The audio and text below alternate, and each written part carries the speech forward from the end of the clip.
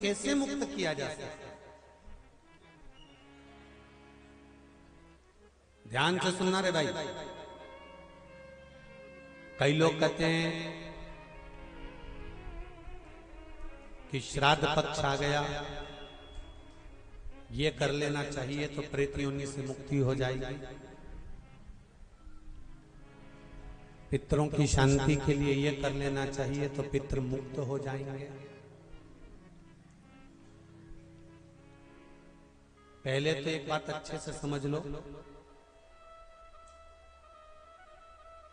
पितृ मुक्त नहीं होते, उनकी शांति होती। क्या होती है? जम के बोलो जरा। उनकी शांति होती है। जब आप किसी तीर्थ में स्नान कर रहे हो, जब आप किसी तीर्थ में हो, स्नान कर रहे हो, पुण्य कर रहे हो, सत्कर्म कर रहे हो, भजन कर रहे हो, कीर्तन कर रहे हो, मंत्र जाप कर रहे हो, तो उसका एक अंश, एक भाग हमारे पूर्वजों के खाते में, हमारे पितरों के खाते में जाता है, उनके खाते में पहुंचता है, ये निश्चित। आपने किसी ब्राह्मण को भोजन कराया, भले अपने पितरों के निमित्त नहीं जिमाया, कोई ब्राह्मण को एक गिलास पानी पिलाया, भले अपने पितरों के निमित्त नहीं पिलाया, पर आपका एक अंश उसके खाते में चला जाएगा। उससे क्या होगा? पितरों की शांति। और समझ लो, गया जी में पिंडदान कर देने से क्या पितृ मुक्त हो जाते हैं? बद्रीनाथ जाकर कपाल क्रिया करने से क्या पितृ मुक्त हो जाते हैं?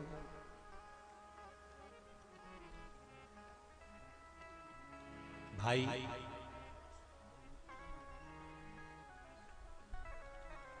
गया जी जाना तो वहां के पंडा जी से पूछना, हम यहाँ पिंडदान कर देंगे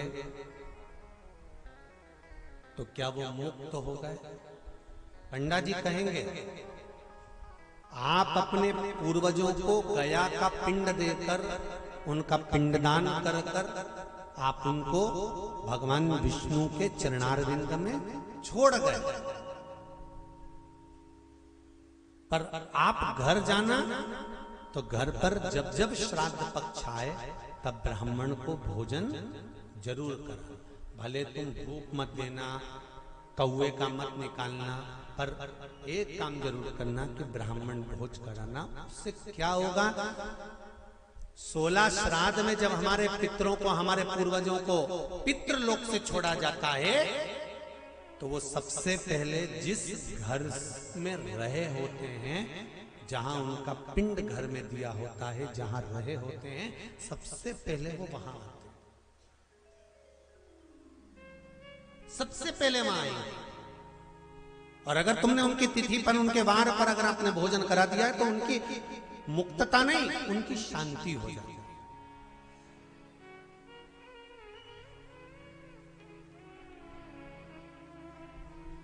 पितरों की मुक्ति कैसे है? उनकी मुक्तता कैसे? प्रेत योनि की मुक्तता कैसे? तो कहा, जैसे भगवान का नाम लेने वाला व्यक्ति दूसरा जन्म नहीं पाता, उसी तरह भगवान का जो भजन करते हैं, कीर्तन करते हैं, मंत्र जाप करते हैं, या शिव महापुराण की कथा, राम कथा, भागवत कथा, विष्णु पुराण आदि आदि जितनी भी पुराण हम श्रवण करते हैं, हमारे श्रवण करने का एक भाग हमारे पितरों के खाते में जाता है, तो उस कथा के फल से उनकी मुक्ति हो जाती है। उनकी कथा के फल से मुक्तता